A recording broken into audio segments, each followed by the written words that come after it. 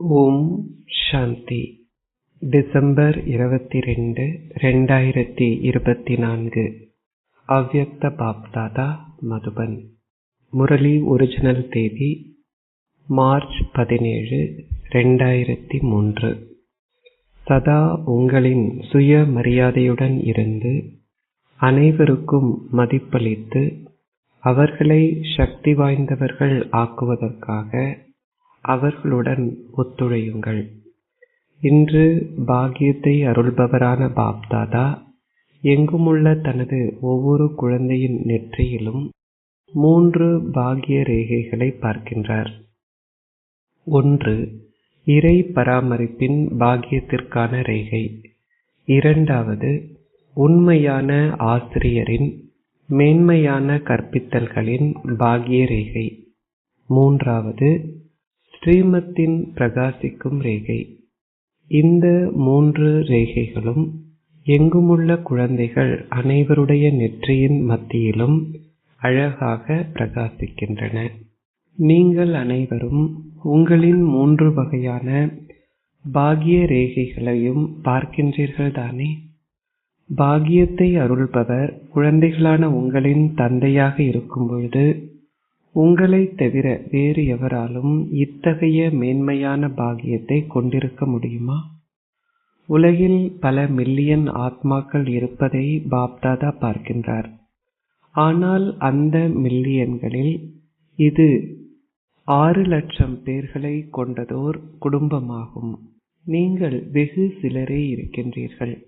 ஆனால் நீங்கள் பல மில்லியன்களில் கைப்பிடி அளவினர்தானே? பொதுவாக இந்த 3 விஷயங்களும் பராமரிப்பு, படிப்பு, மேன்மையான வழிகாட்டல்கள் ஒவ்வொரு மனிதருக்கும் அவரின் வாழ்க்கையில் அத்தியாவசியமானவை. எவ்வாறாயினும் இந்த இறை பராமரிப்பிற்கும் வழிகாட்டல்களுக்கும் தேவ ஆத்மாக்களிடமிருந்து மனித ஆத்மாக்களிடமிருந்தும் பெறப்படுகின்ற பராமரிப்பிற்கும் படிப்பிற்கும் இடையே பகலுக்கும் இரவுக்குமான வேறுபாடு உள்ளது. எனவே உங்களின் பாக்கியம் மிக மேன்மையானது. நீங்கள் ஒரு பொழுதும் அதை கற்பனை கூட செய்யவில்லை. எவ்வாறாயினும் இப்பொழுது உங்கள் ஒவ்வொருவரின் இதயமும் நான் அதை அடைந்து விட்டேன் என பாடுகிறது. நீங்கள் அதை அடைந்து விட்டீர்களா அல்லது இன்னமும் அதை அடைய வேண்டி உள்ளதா? நீங்கள் என்ன கூறுகின்றீர்கள்? நீங்கள் அதை அடைந்து விட்டீர்கள் தானே? இத்தகைய குழந்தைகளின் பாக்கியத்தை பார்த்து தந்தையும் களிப்படைகின்றார். குழந்தைகள் கூறுகின்றார்கள், ஆகா பாபா ஆகா, இது பாபாவின் அற்புதம். தந்தையும் கூறுகின்றார், ஆகா குழந்தைகளே ஆகா, இது குழந்தைகளான உங்களின் அற்புதம். இந்த பாக்கியத்தை உங்களின் விழிப்புணர்வில் மட்டும் வைத்திருக்காதீர்கள். ஆனால் அந்த விழிப்புணர்வின் சதா சுரூபங்களாக இருங்கள். சில குழந்தைகள் மிக நன்றாக சிந்திக்கிறார்கள். ஆனால் நீங்கள் எண்ணங்களின் சுரூபம் சோச்னா ஸ்வரூப் ஆகக்கூடாது. நினைவின் சுரூபம், அதாவது ஸ்மிருதி ஸ்வரூப் ஆகுங்கள். நினைவின் சுரூபம் சக்தி ஸ்வரூபம், அதாவது சமர்த் ஸ்வரூப் ஆகும். எண்ணங்களின் சுரூபம் சக்தி ஸ்வரூபம் அல்ல. குழந்தைகளின் வெவ்வேறு விளையாட்டுகளை பார்க்கும் பொழுது பாப்தாதா தொடர்ந்தும் புன்னகை செய்கின்றார். சில குழந்தைகள் எண்ணங்களின் சுரூபங்களாக இருக்கிறார்கள். அவர்கள் சதா நினைவின் சுரூபங்களாக இருப்பதில்லை. சில நேரங்களில் அவர்கள் எண்ணங்களின் சுரூபங்களாக இருக்கிறார்கள். மற்ற நேரங்களில் அவர்கள் நினைவின் சுரூபங்களாக இருக்கிறார்கள். நினைவின் சுரூபங்களாக இருப்பவர்கள் சதா தமது இயல்பான ரூபத்தில் இருப்பார்கள். எண்ணங்களின் சுரூபமாக இருப்பவர்கள் முயற்சி செய்ய வேண்டியிருக்கும். இந்த சங்கம யுகம் முயற்சி செய்வதற்கான யுகம் அல்ல. இது சகல பேறுகளையும் அனுபவம் செய்வதற்கான யுகமாகும். நீங்கள் 63 பிறவிகளாக முயற்சி செய்கின்றீர்கள். ஆனால் இது இப்பொழுது அந்த முயற்சிகளின் பலனை அடைவதற்கான யுகம், அதாவது நேரமாகும். ஷரீரத்தின் விழிப்புணர்வுக்கு வருவதற்கு நீங்கள் ஏதாவது முயற்சி செய்தீர்களா என பாப்தாதா பார்த்தார். நான் இன்னார், நான் இன்னார். அதற்கு நீங்கள் ஏதாவது முயற்சி செய்தீர்களா? அது இயல்பாக வந்ததல்லவா? ஷரீர உணர்வு உங்களின் சுபாவம் ஆகியதல்லவா? அது எப்படிப்பட்ட கடும் சுபாவம் ஆகியுள்ளது என்றால், இப்பொழுதும் ஆத்ம உணர்வு ஆகின்ற நேரத்திலும் ஷரீர உணர்வு அதை நோக்கி சில குழந்தைகளை ஈர்க்கின்றது. அதன் பின்னர் நீங்கள் நான் ஓர் ஆத்மா, நான் ஓர் ஆத்மா என நினைக்கின்றீர்கள். எவ்வாறாயினும் ஷரீர உணர்வானது மிகவும் இயல்பானதாகிவிட்டது. உங்களின் விருப்பத்திற்கு மாறாக அல்லது நீங்கள் அதை பற்றி சிந்திக்காத போது கூட நீங்கள் மீண்டும் மீண்டும் ஷரீர உணர்வுடையவர்கள் ஆகின்றீர்கள். பாப்தாதா கூறுகின்றார், இப்பொழுது உங்களின் மரணித்து வாழும் பிறவியில் உங்களின் ஆத்ம உணர்விற்கான ஸ்திதி, ஆத்மாக்களின் விழிப்புணர்வும் உங்களின் சுபாவமாகி இயல்பானது ஆக வேண்டும். நான் ஓர் ஆத்மா, நான் ஓர் ஆத்மா என நீங்கள் முயற்சி செய்ய வேண்டியதில்லை. ஒரு குழந்தை பிறந்து புரிந்து கொள்ள ஆரம்பிக்கும் பொழுது, அவருக்கு வயதேறும் பொழுது அவர் யார் என்றும் யாருக்கு சொந்தமானவர் என்றும் அறிமுகம் கொடுக்கப்படுகிறது. நீங்கள் பிறந்தபோது பிராமண குழந்தைகளான உங்களுக்கு என்ன அறிமுகம் வழங்கப்பட்டது? நீங்கள் யார்? ஆத்மாவின் பாடம் உங்களுக்குள் உறுதியாக்கப்பட்டதல்லவா? எனவே இந்த முதல் அறிமுகம் உங்களின் இயல்பான சுபாவம் ஆக வேண்டும். சுபாவம் என்பது இயல்பானதாகவும் நிலையாகவும் இருக்க வேண்டும். அதை சிந்திப்பதற்கு நீங்கள் முயற்சி செய்ய வேண்டியதில்லை. அதேபோல் இப்பொழுதுள்ள நேரத்திற்கு ஏற்ப ஒவ்வொரு பிராமண குழந்தையின் ஆத்ம உணர்வு ஸ்திதியும் இயல்பானதாக இருக்க வேண்டும். சில குழந்தைகளிடம் இந்த ஸ்திதி காணப்படுகிறது. அவர்கள் அதை பற்றி சிந்திக்க வேண்டியதில்லை. அவர்கள் நினைவு சுரூபங்களாக இருக்கிறார்கள். நீங்கள் இப்பொழுது நிச்சயமாக எப்பொழுதும் இயல்பாகவும் நினைவு சுரூபம் ஆக வேண்டும். பிராமணர்கள் அனைவருக்கும் இறுதி வினாத்தாள் பற்றை வென்றவராகவும் நினைவின் சுரூபமாகவும் இருக்கும் இந்த சிறிய பரீட்சை தாளே ஆகும். எனவே இந்த வருடம் நீங்கள் என்ன செய்வீர்கள்? சில குழந்தைகள் கேட்கிறார்கள், நாங்கள் இந்த வருடம் என்ன விசேஷமான இலக்கை கொண்டிருப்பது? பாப்தாதா கூறுகின்றார், நீங்கள் சதா ஆத்ம உணர்வுடையவராகவும் நினைவின் சுரூபமாகவும் இருப்பீர்களாக. நீங்கள் எப்படியும் ஜீவன் முக்தி அடைய வேண்டி உள்ளது.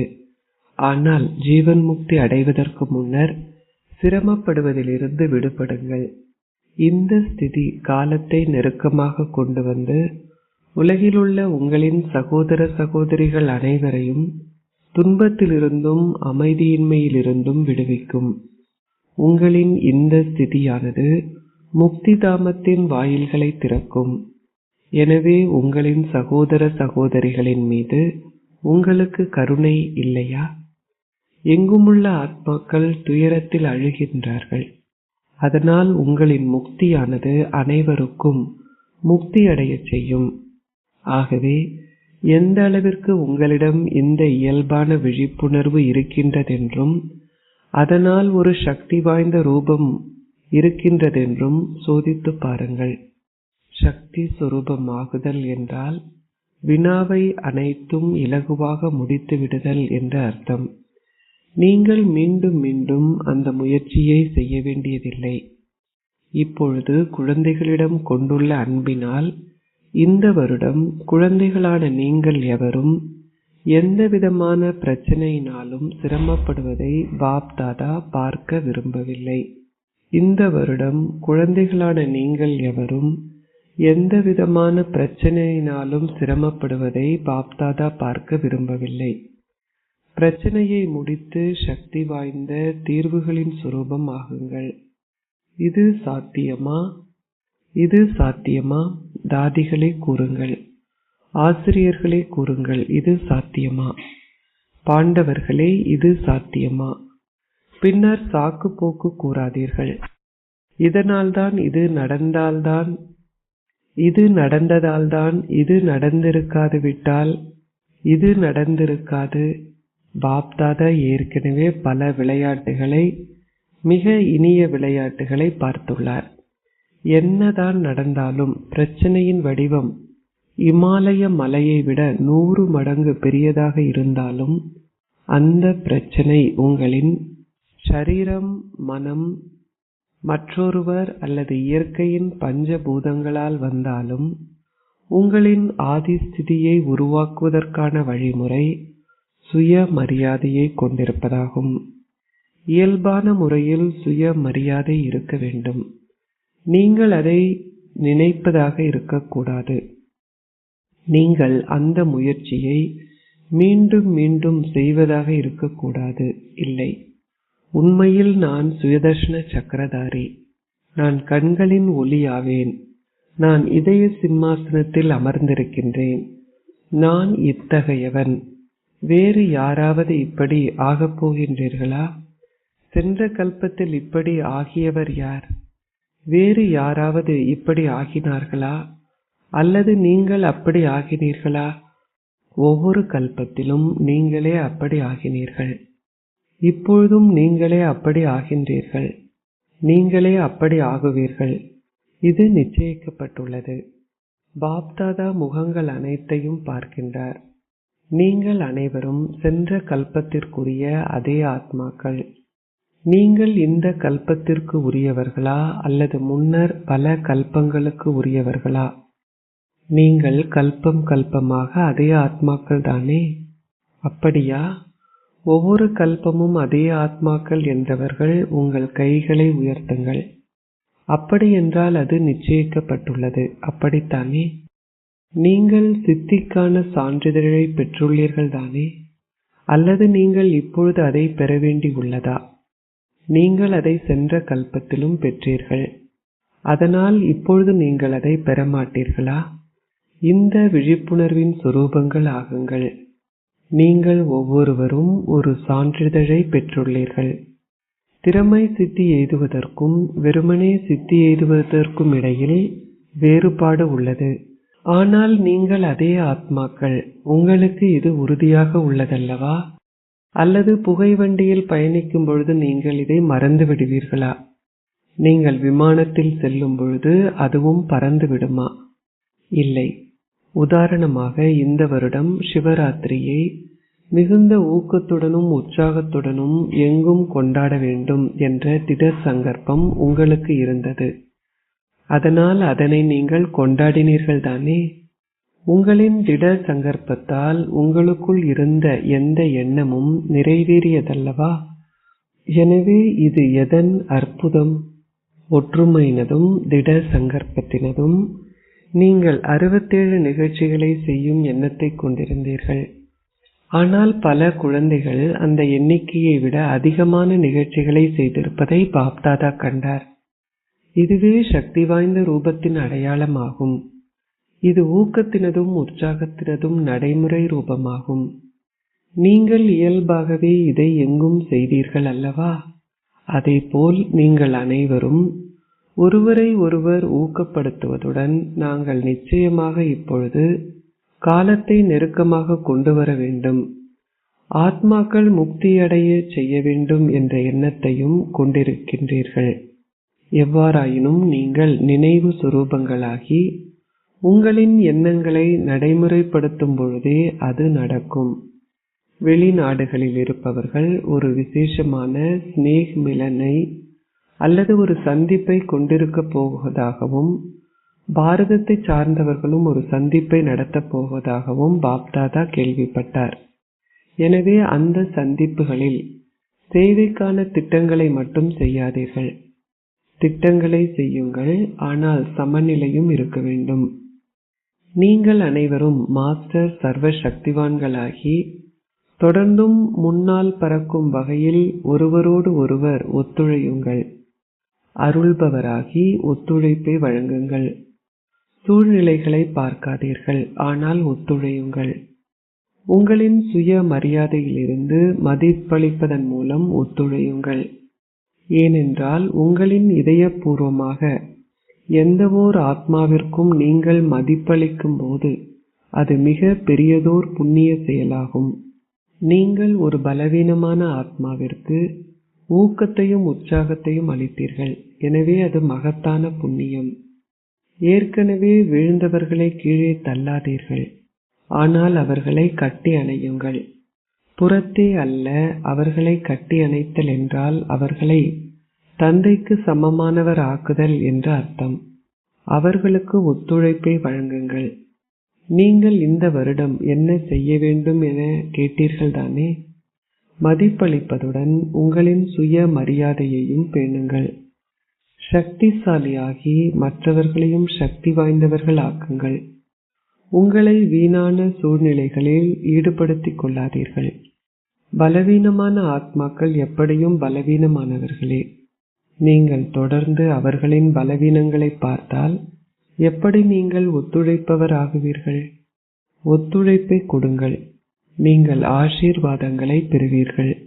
வேறு எதுவும் உங்களால் செய்ய முடியாத போது அனைத்திலும் இலகுவான முயற்சி என்னவென்றால் ஆசீர்வாதங்களை கொடுத்து ஆசீர்வாதங்களை பெற்றுக்கொள்வதே ஆகும். மதிப்பை அளித்து புகழ் தகுதி வாய்ந்தவர் ஆகுங்கள்.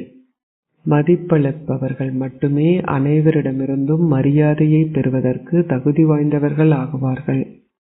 இப்பொழுது நீங்கள் எந்த அளவிற்கு மரியாதைக்கு தகுதி வாய்ந்தவர்கள் ஆகின்றீர்களோ அந்த அளவிற்கு உங்களிடம் ராஜ்ய உரிமையும் இருக்கும்.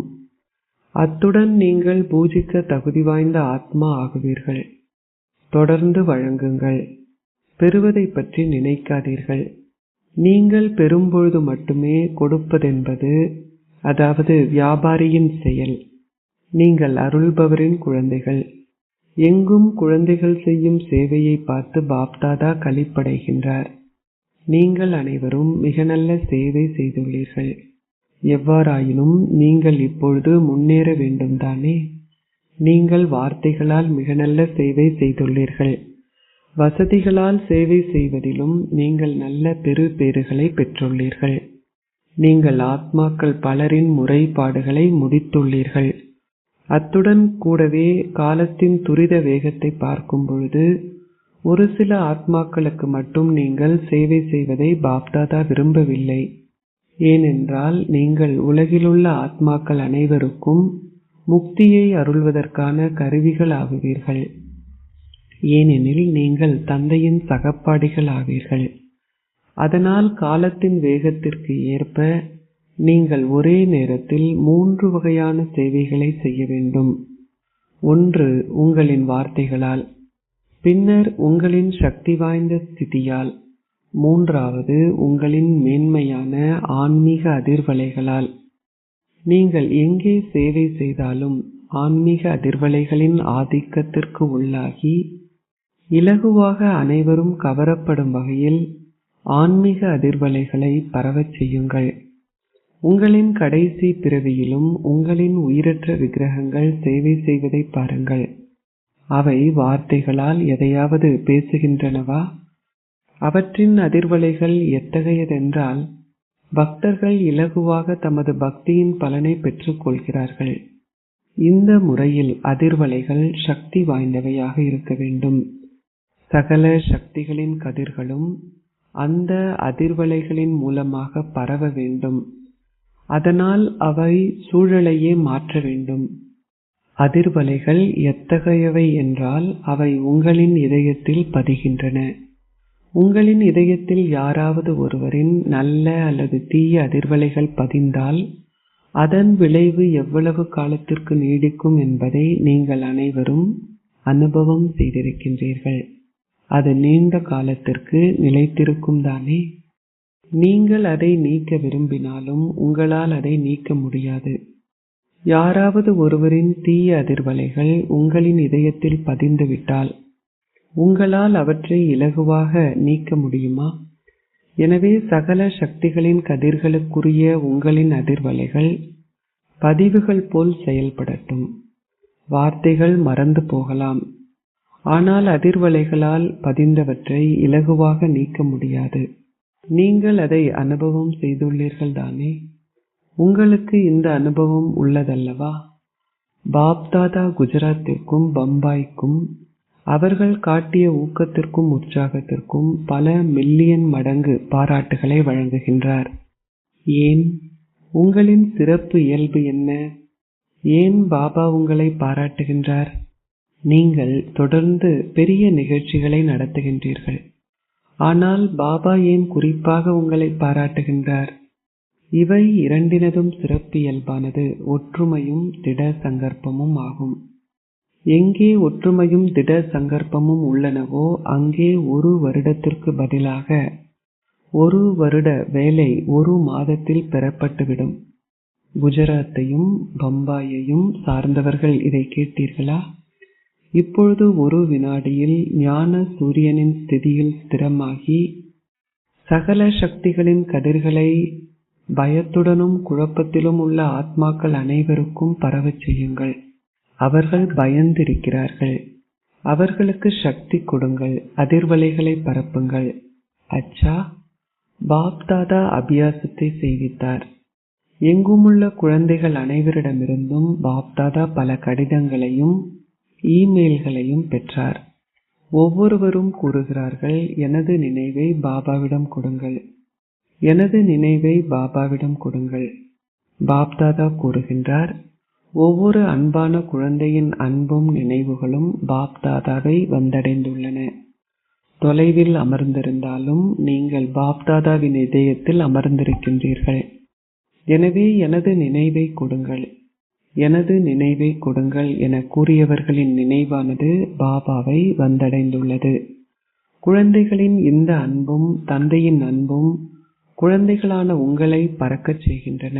அச்சா, எங்கும் உள்ள அதிகபட்ச பாக்கியசாலி குழந்தைகள் அனைவருக்கும் பல மில்லியன்களில் கைப்பிடி அளவினரான விசேஷமான ஆத்மாக்களுக்கும் சதா தமது சுய மரியாதையுடன் இருந்து மற்றவர்களுக்கும் மரியாதை அளிக்கின்ற சேவையாளர் குழந்தைகளுக்கும் சதா நினைவின் சொரூபங்களாகவும் அதனால் சக்தி சொரூபங்களாகவும் உள்ள ஆத்மாக்களுக்கும் சகல சக்திகளின் சொரூபங்களாக இருப்பதுடன் சதா தமது ஆட்டி அசைக்க முடியாத ஆசனத்தில் அமர்ந்திருக்கும் குழந்தைகளுக்கும் பாப்தாதாவின் அன்பும் நினைவும் நமஸ்தேயும். தாதிஜியிடம் பாப்தாதா குறிப்பாக உங்களை குறித்து மகிழ்ச்சி அடைகின்றார். ஏன் அவர் மகிழ்ச்சி அடைகின்றார்?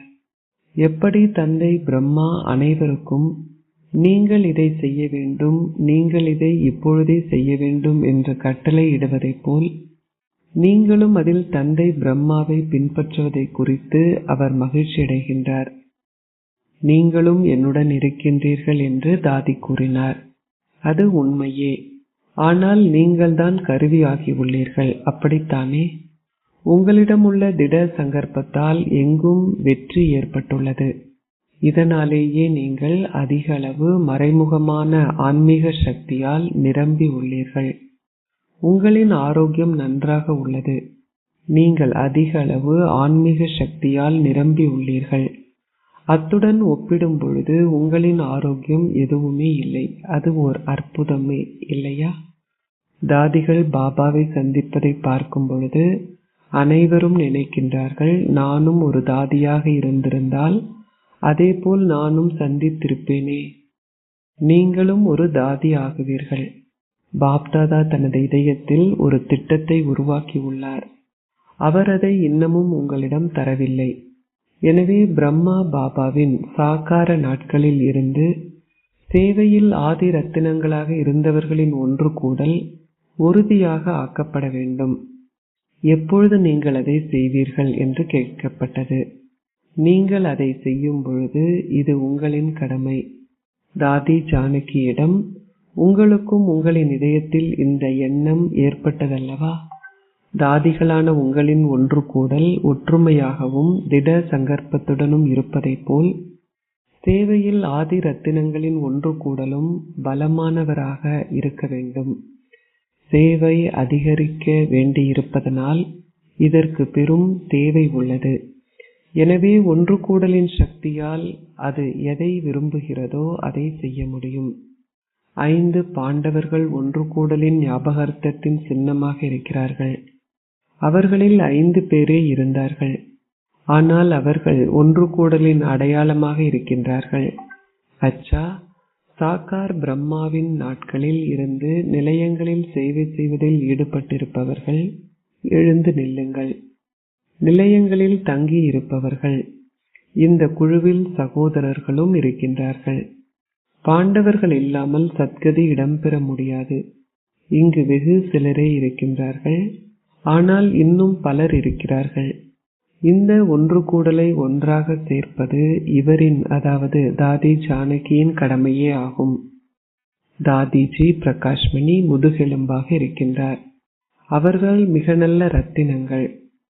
அச்சா, அனைத்துமே சிறப்பாக உள்ளது. நீங்கள் எதை தொடர்ந்து செய்தாலும் உங்களின் ஒன்று கூடலில் மகத்துவம் உள்ளது. உங்களின் கோட்டை பலமானது. ஆசீர்வாதம். உங்களின் சுய மரியாதை என்ற ஆசனத்தில் அமர்ந்திருப்பதன் மூலம் சகல இக்கட்டான சூழ்நிலைகளிலும் சதா வெற்றியாளர் ஆகுவீர்களாக. சதா உங்களின் சுய மரியாதை என்ற ஆசனத்தில் அமர்ந்திருங்கள். நான் ஒரு வெற்றி ரத்தினம். நான் மாஸ்டர் சர்வசக்திவான். நான் உங்களின் ஆசனத்தை போன்றே அந்த ஆசனத்திற்கான தகைமைகளையும் நீங்கள் வளர்த்து கொள்கின்றீர்கள். எந்த ஓர் இக்கட்டான சூழ்நிலை உங்களின் முன்னால் வந்தாலும் ஒரு வினாடியில் உங்களை அந்த ஆசனத்தில் இருத்திக் கொள்ளுங்கள். தமது ஆசனத்தில், அதாவது தமது பதவியில் அமர்ந்திருப்பவர்களின் கட்டளைகளை மட்டுமே பின்பற்றப்படும். உங்களின் ஆசனத்தில் அமர்ந்திருங்கள். நீங்கள் வெற்றியாளர்கள் ஆகுவீர்கள். சங்கம யுகம் சதா வெற்றியடைவதற்கான யுகமாகும். இந்த யுகம் ஆசீர்வதிக்கப்பட்டுள்ளது. அதனால் ஆசீர்வதிக்கப்பட்டவராகி வெற்றியாளர் ஆகுங்கள். ஸ்லோகம். தமது பலவீனங்கள் அனைத்திலும் வெற்றி பெறுபவர்களே சிவசக்தி பாண்டவ சேனையினர். ஓம் சாந்தி.